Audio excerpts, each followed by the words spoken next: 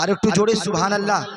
আল্লাহ তাবারক ওয়া তাআলা বলছেন, আমার দিকে তাকাবেন, আল্লাহ তাবারক ওয়া তাআলা বলছেন, হে ঈমানদার ব্যক্তিগণেরা, তোমরা আল্লাহর ভয়, আল্লাহ থেকে ভয় করো, আল্লাহ থেকে ভয় করো, আল্লাহকে তোমরা ভয় করো হাক্কা তুকাতিহি, যেমন ভয় করার অধিকার আছে, যেমন জৈসে ডরনে কা হক হে, যেমন ভয় করার অধিকার আছে। ওয়ালা তামুতুন্না, তুম হরগিজ মত মরনা, তোমরা কখনো মরে যেও না, ইল্লা ওয়া আনতুম মুসলিমুন, আগে তোমরা পাক্কা সচ্চা মুসলমান হয়ে যাও। বলেন সুবহানাল্লাহ। আরেকটু জোরে মাশাআল্লাহ। আল্লাহ রাব্বুল আলামিন বলে, এই আমার বান্দা বান্দিরা শোনো,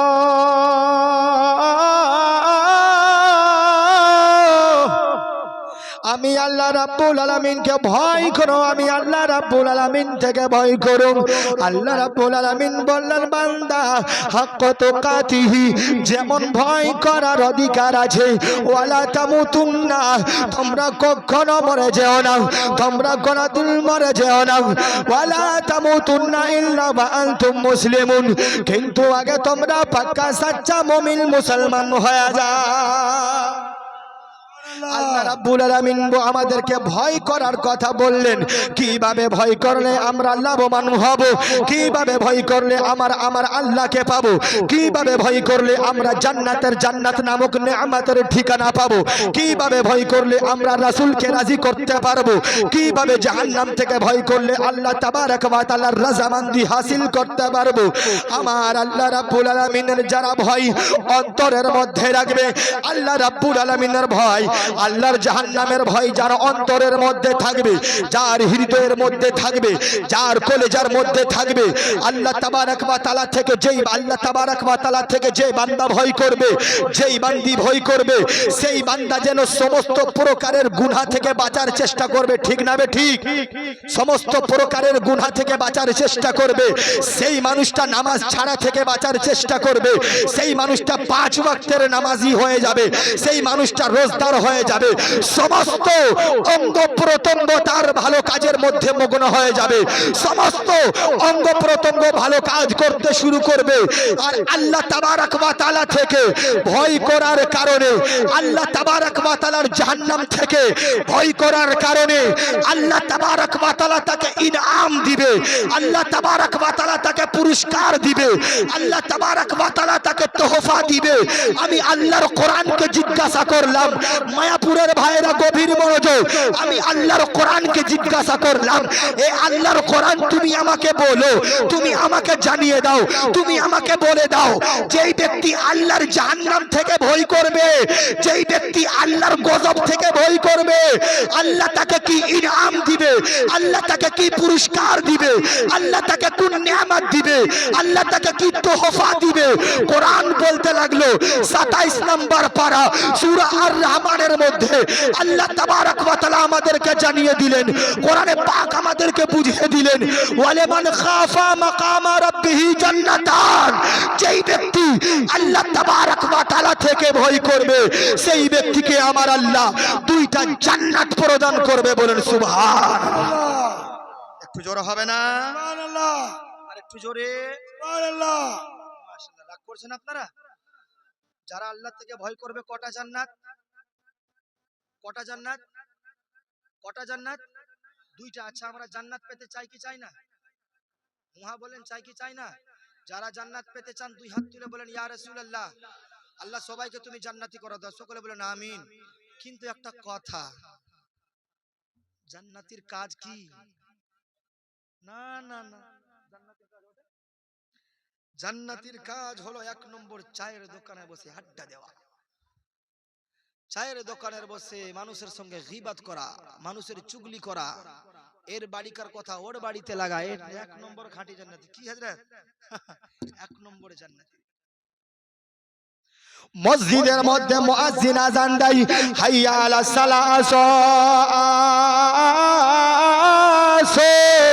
হাইয়া আলাল ফালাহ, আসো আসো তোমরা, না হাইয়া আলাস সালাহ, আসো নামাজের দিকে আসো, হাইয়া আলাল ফালাহ, আসো তোমরা কামিয়াবির দিকে আসো। বাবা গো,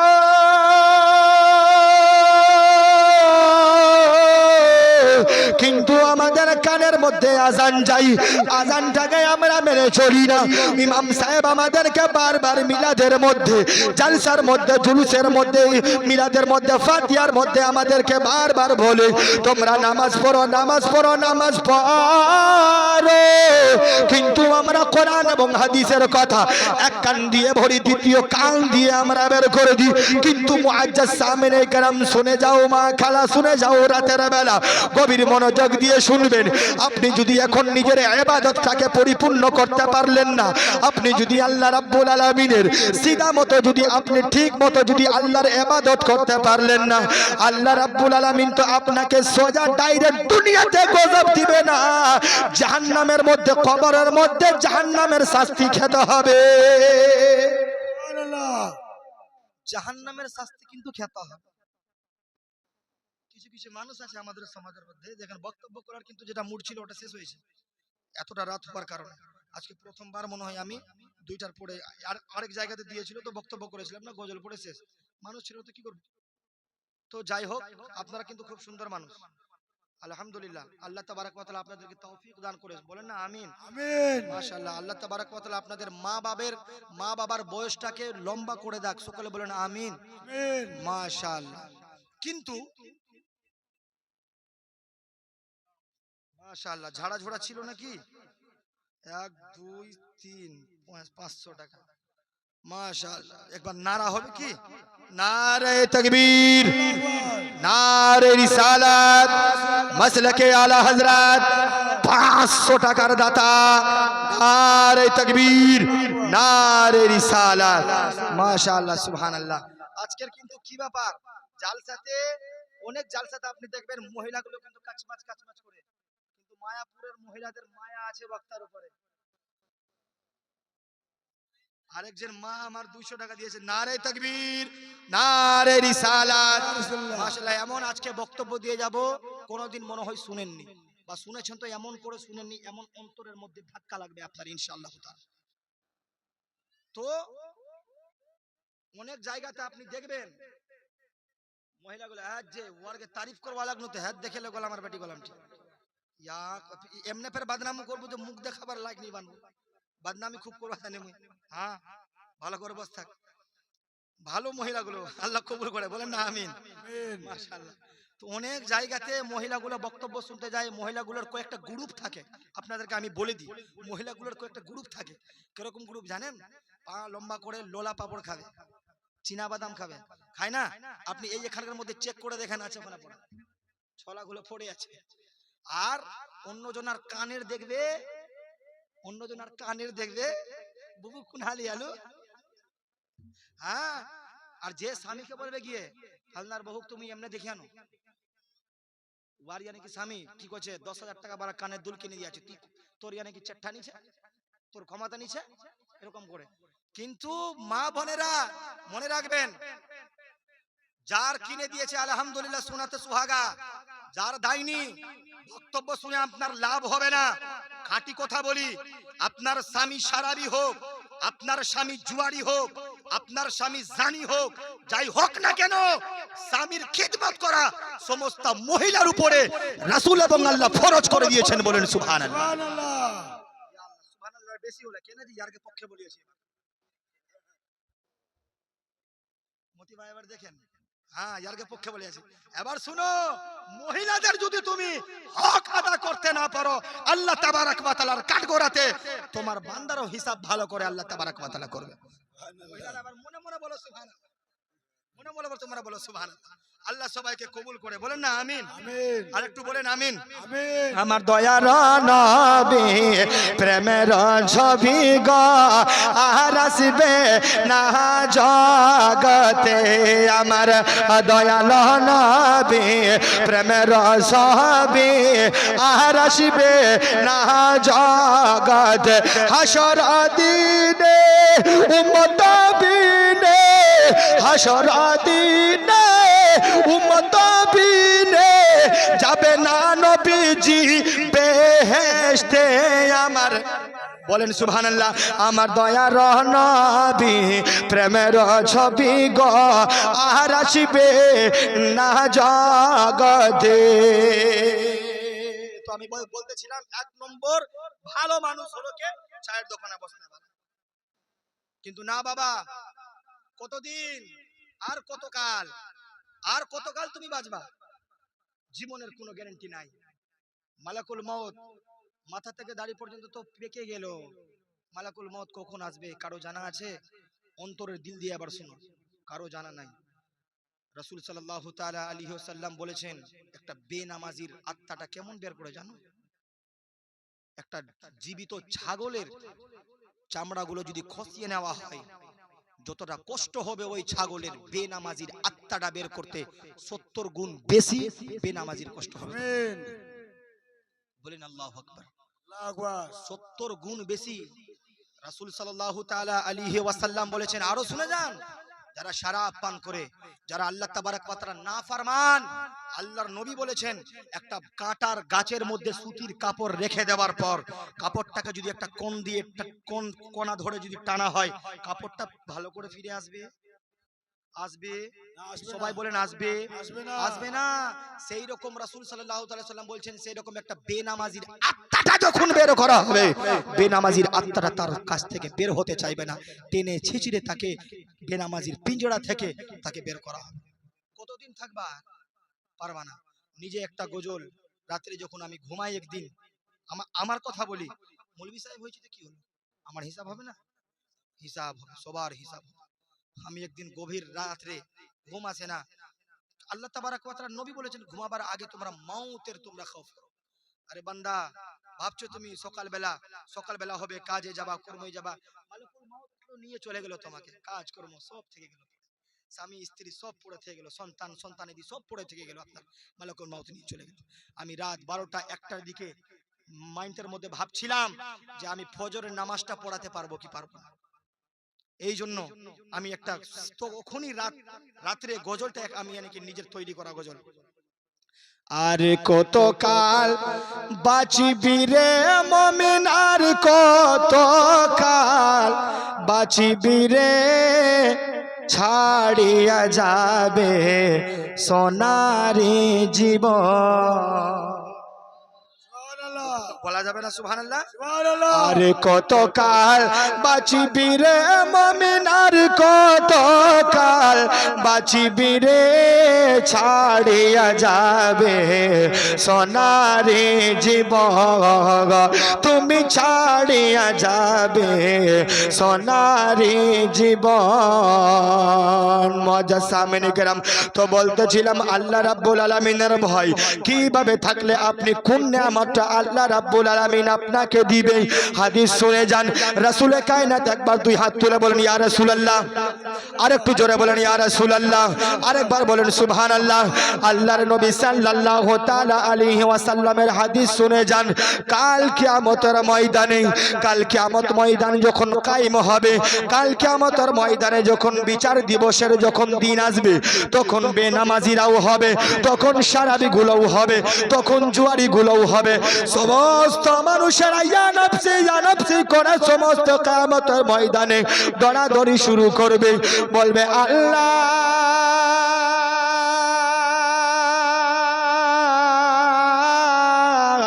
আজকে আমার কি হবে, আজকে আমার কি হবে, এই রকম করে দৌড়াদৌড়ি শুরু করবে। কিন্তু নবী বলছেন, জাহান্নাম যখন বেনামাজির দিকে ছুটে আসবে, জাহান্নাম শারাবিদের দিকে যাবে, জাহান্নামটা বেনামাজির দিকে যাবে, জাহান্নাম শারাবিদের দিকে যাবে, জাহান্নাম জুয়াদিদের দিকে যাবে। যারা দুনিয়ার মধ্যে জেনা করে জানি হয়েছিল, তাদের সঙ্গে তাদের কাছে যখন তাদের নিকটে জাহান্নাম চলে যাবে, জাহান্নাম যাওয়ার পরে বেনামাজি গুলো বলবে, শারাবি গুলো বলবে, জুয়ারি গুলো বলবে, জাহান্নাম গো তোকে নামাজি গুলোর ওয়াস্তা আমাকে ছেড়ে দাও, নামাজি গুলোর ওয়াস্তা তোমাকে, আল্লাহ এবং রাসূলের ওয়াস্তা তোমাকে, যারা দুনিয়ার মধ্যে রোজা করেছিল তাদের ওয়াস্তা দিচ্ছি, আমাদেরকে ধরো না, আমাদেরকে তুমি নিজের পেটের মধ্যে নিও না, জাহান্নাম কোনো কথা শুনবে না, আমাদের দিকে যেন জাহান্নাম এগিয়ে চলে আসবে। বাবা অন্তরের কান লাগিয়ে শুনবেন গো বাবা, কোন নবীর শরিয়তটাকে আমরা ভুলে রয়েছি, কোন নবীর হাদিসের উপরে আমাদের আমল নাই, কোন কোরআনটাকে আমরা বাড়িতে তাকের মধ্যে সাজিয়ে রেখেছি, পড়ার আমাদের সুযোগ নাই। বাবা গো, এবার জাহান্নামটা যেন জাহান্নামীদেরকে ধরার জন্য আসবে, আর তারপরে জাহান্নামী দরাদরি করবে, তখন সঙ্গে সঙ্গে জিবরিল আমিন আসবে। জিবরিল আমিন আসার পরে বলবে, ইয়া রাসূলুল্লাহ, নবী গো,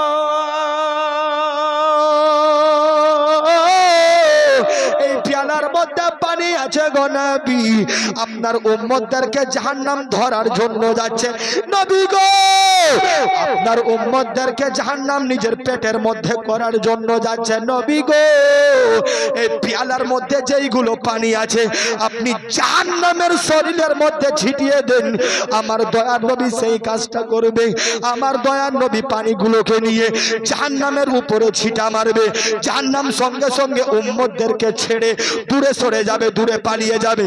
আমার দয়ার নবী বলবে, জিবরিল আমিন বলো, জিবরিল আমিন বলো, জিবরিল আমিন বলো, আমার উম্মতরা আমার আল্লাহর মানে কি আল্লাহ রাব্বুল আলামিনের কথা বলেছে, তবুও জাহান্নাম দূরে সরে গেল না। নামাজীদের মানে কি, নামাজীদের, রোজাদারদের, হাজীদের, সমস্ত মানুষের কথা বলেছে, জাহান্নাম দূরে সরে যায়নি।